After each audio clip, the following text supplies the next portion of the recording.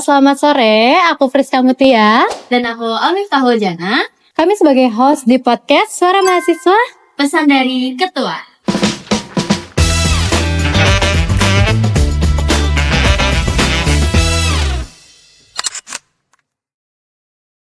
Di tema podcast kali ini kita bawain tema yang menarik banget.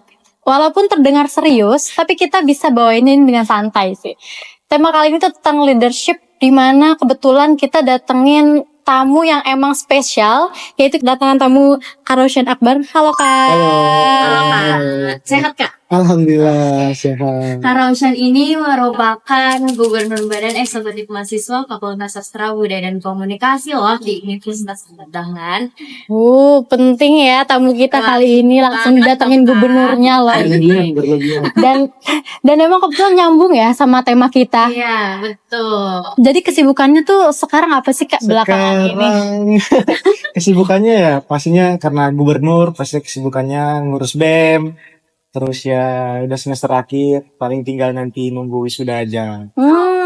Cukup sibuk ya berarti. Lumayan nih Kak. Masih pengangguran. Info loker. Nah, karena titelnya ini gubernur, aku tuh jadi pengen tahu nih, Mif. Ya. Apa sih kira-kira cerita dibalik sebelum menjadi seorang gubernur ini? Pengen tahu nih, Kak. Oke, Boleh ceritain. berarti cerita dari awal nih ya. Iya. Dari awal aku betul. ingat kenapa bisa jadi gubernur. Iya, betul. Dulu pas maba ya, aku masih maba biasa lah, karena kan COVID ya, 2021 aku maba COVID. Terus aku baru mulai kayak organisasi ataupun kepanitiaan itu di tahun awal 2022. Nah, aku ikut kegiatan dari BEM Universitas. Iya. Itu namanya Ahmad Dahlan Sports Competition. Di situ aku cuman jadi kayak divisi acara, anggota divisi acara. Terus selanjutnya kebetulan habis HDC ini, habis Ahmad Dahlan Sports Competition itu, aku kayak kebetulan ada oprek BEM nih. Ya. Dulu aku yang nggak ada kepikiran mau ikut organisasi sebenarnya, kayak udah iseng-iseng ikut event aja. Tiba-tiba ada oprek BEM, ya udah aku iseng ikut aja. Oh. Ikut dapat nih, tapi ya nggak langsung jadi pemimpin lah ini. Iya. Bertahap ya. Iya, pastinya semuanya dengan tahap lah. Itu dulu aku cuma jadi staff PSDM, pengembangan sumber daya mahasiswa di BEM FSBK juga. Terus jadi PSDM itu ya mungkin adalah diamanahin jadi ketua pelaksana program kerja gitu-gitu.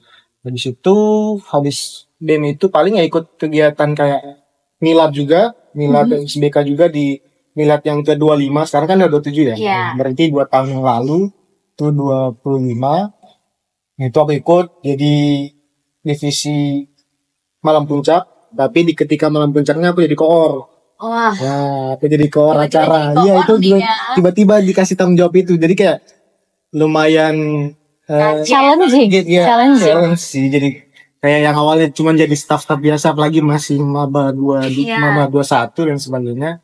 Ya udah ikut, sengaja kayak ikut-ikut aja kan, jalani aja dari BEM, CL, tiba-tiba selesai kan BEMku 2000, itu kan periode 2022 2023. Terus aku sempat vakum BEM, gak ikut organisasi apa-apa, tapi aku mencari tantangan baru di luar dengan aku ikut magang bersertifikat dari kementerian, jadi kayak MSIB.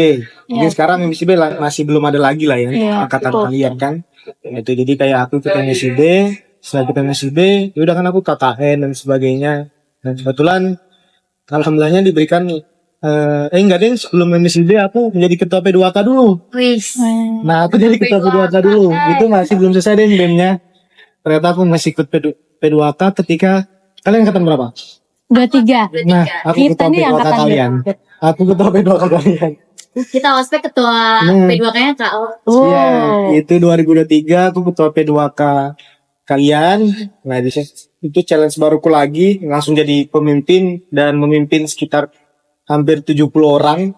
Karena memang ramai sekali untuk panitia P2K 2023 itu. Terus selanjutnya ya udah kan, habis itu ada BEM baru lagi. Nah, itu aku nggak daftar.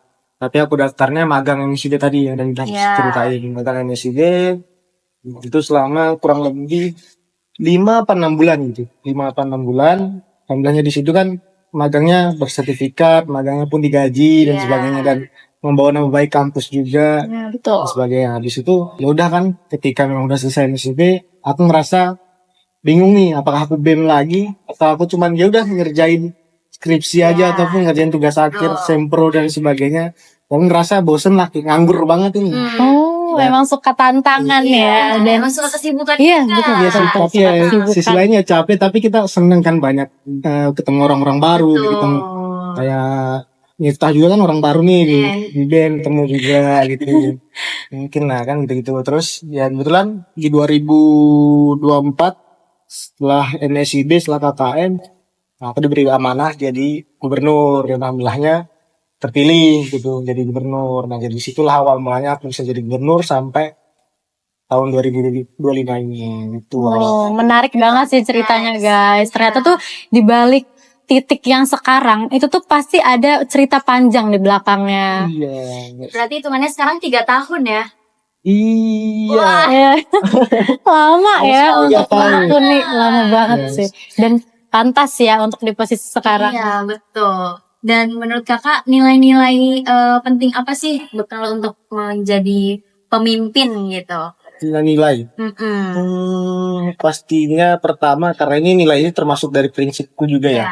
Karena Oke. prinsipku di sini adalah menjadi seorang pemimpin tuh pertama harus jujur, terus disiplin, pastinya punya pendirian yang tinggi, punya pendirian sendiri lah intinya. Itu sih nilai-nilai utama ya, pastinya kejujuran. Aku lebih suka orang yang jujur dan orang yang paling integritas lah. Nah, aku orangnya integritas sekali, kayak orang entah itu fitnah aku dan sebagainya terkait dengan apapun itu, ya intinya ya kita nggak begitu, fakta tidak begitu, itu pendirianku ya gitu. Nilai-nilai yang kupegang dalam diriku sebagai ketika aku menjadi seorang pemimpin itu ya disiplin, jujur, pendirian itu. Itu tuh bisa jadi pesan loh guys buat kalian. Ngomong-ngomongin nilai, kakak ini kan sekarang masih menjabat ya, Iya. jadi gubernur. Dan tentunya sebagai gubernur tuh pasti kita juga punya orang-orang di belakang kita, anggota-anggota BEM lainnya. Kira-kira gimana sih kak cara mengkoordinasi orang untuk bisa diarahkan? Ibaratnya kan kita sebagai pemimpin pasti kita mengarahkan gitu. Bagaimana sih caranya? Kalau aku ya, karena ini kan konteksnya di aku pribadi sebagai seorang pemimpin di BEM BPSDK itu sendiri, ya aku pastinya melalui pertama pendekatan dulu ke mungkin kadep ya. Kalau di BEM itu namanya kadep, ke kadep dulu, dari kadep sudah kenal dulu ke saya ataupun ke wakil saya, ya udah nanti ya diatur lagi lah bagaimana pendekatannya. Kalau saya sih didekatin dulu secara komunikasi. Oke. Nah, karena komunikasi kan penting nih. Masa Iya, kita berorganisasi betul. tapi kita nggak deketin staff-staffnya, anggota-anggotanya dan sebagainya. Jadi kayak dekati dulu, terus dikomunikasikan dengan baik buat mereka enak dulu, tapi tetap dengan tanggung jawabnya, dengan ketegasan juga, dengan mungkin manajemen organisasinya bagaimana, itu sih kalau dari aku. Nah, jadi gitu. Karena menurut aku juga sebagai seorang pemimpin itu kita perlu menciptakan menciptakan lingkungan organisasi yang kondusif dan enak nih. Jadi orang tuh iya betul banget, itu tuh penting. Nah, menurut Kak Roshan ini, nilai-nilai apa yang Kak Roshan dapat selama menjadi pemimpin? Apalagi 3 tahun di Badan Eksekutif Mahasiswa. Enggak, 2 tahun. Kalau di BEM Iya. 2 tahun, kan 2 periode ini. Oh ya. Nah, nilai-nilai apa yang didapat pastinya, ya pertama aku dapat relasi yang banyak pastinya. Yang dulu aku mungkin hanya stuck di situ, kayak ngikuti korku atau kadepku. Sekarang aku sebagai gubernur ya lebih dekat mungkin sama pihak dekanat, baik dekan maupun wakil dekan, pihak prodi, terutama prodi sendiri, prodi ilmu komunikasi, dan juga prodi-prodi yang ada di FSBK, contohnya Sasing dan Sasindo tuh aku lumayan tahu lah gitu. Paling kita tahu ranah, karena ini BEM ranahnya fakultas, jadinya aku kayak lebih punya relasi lebih banyak lah daripada dulu yang mungkin hanya sebagai anggota. Itu ya aku ngerasa ketika gubernur ini aku benar mengembangkan jiwa kepemimpinanku juga. Karena yang belum ku dapat sebelumnya mungkin pas jadi ketua P2K aku masih diarahkan oleh mungkin ada PJ-nya, ada SC-nya dan sebagainya. Nah, sekarang aku kerjanya ya sendiri. Iya, Ya fokusku yang ya sendiri. Dia aku yang mengarahkan sendiri dan aku yang mengarahkan orang lain dan nggak ada arahan apapun dari belakang gitu. Jadinya itu jadi nilai-nilai yang mungkin aku dapat di BEM sekarang ketika menjadi gubernur itu contohnya seperti itu. Jadi kayak banyak sih nilai-nilainya seperti ya aku lebih bisa manajemen waktuku dan mengajarkan juga bagaimana mungkin prinsipku yang mungkin disiplin, mungkin prinsipku yang mungkin bisa lebih tegas ya dulu mungkin aku hanya tegas begitu aja ketika udah memimpin suatu organisasi yang lingkupnya lumayan tinggi ya harus lebih tegas lagi ke anggota-anggotanya. Sebenarnya banyak sekali sih yang aku dapat di BEM sekarang kita jadi cerita. Ya siapa lagi bagaimana kita ngatur prioritas ya kan di tengah kesibukan udah semester tua menjabat lagi kan itu kesibukannya ekstra. Nah gitu. Nah aku pengen tahu Kak kira-kira apa sih ada nggak sih harapan yang dan termasuk pesan sih sebenarnya yang bakal Kakak sampaikan untuk penerus Kakak nih? Ya selanjutnya. Penerus selanjutnya pemimpin selanjutnya tuh apa sih pesan-pesannya? Kesan dan pesannya pastinya ya melanjutkan hal positif yang mungkin ada di prodeku ya ataupun yang ada di hal baik yang mungkin ada di dalam diriku mungkin misalnya itu disiplin yang disiplin itu kan sangat menurut kita menurutku ya selama aku ikut organisasi seorang pemimpin ya kan orang yang paling menonjol ataupun orang yang paling dilihat oleh anggotanya kalau ketika memang pemimpinnya itu tidak disiplin, tidak tegas dan sebagainya. Bagaimana anggotanya mau disiplin, bagaimana anggotanya mau tegas dan sebagainya. Makanya harapanku juga ke gubernur selanjutnya ataupun pemimpin selanjutnya yang ada di FSDK, khususnya di BEM FSDK, ya pastinya menuangkan rasa disiplin ke anggotanya nanti, menuangkan rasa tegas juga. Nah itu sih pasti manajemen waktu yang baik deh, mengajarkan manajemen waktu yang baik, jangan sampai meninggalkan kuliah ketika organisasi. Betul. Mungkin itu tanggung jawab utama ya kita sebagai seorang mahasiswa nggak boleh dilupain tentunya. anak Miftah nih misalnya contoh nih Miftah nih, kan dia anak BEM nih. Iya. Ketika memang masa dia anak BEM tapi lihat anggota-anggota BEM ya apa selain dari BEM lihatnya tidak kuliah, malas kuliah.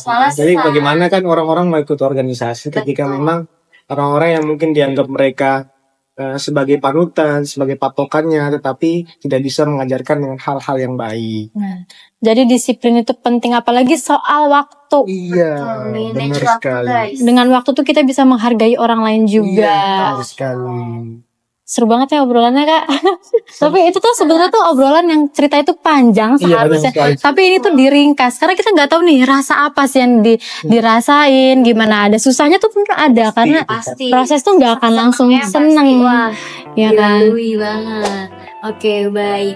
Sampai di sini aja podcast kita kali ini. Saya Miftah Hujanah dan aku Friska Mutia dan bintang tamu kita kali ini Kak Akbar. Mohon mundur diri. Terima kasih sudah menyaksikan podcast kita yang berjudul Suara Mahasiswa, Pesan dari Ketua. See you later.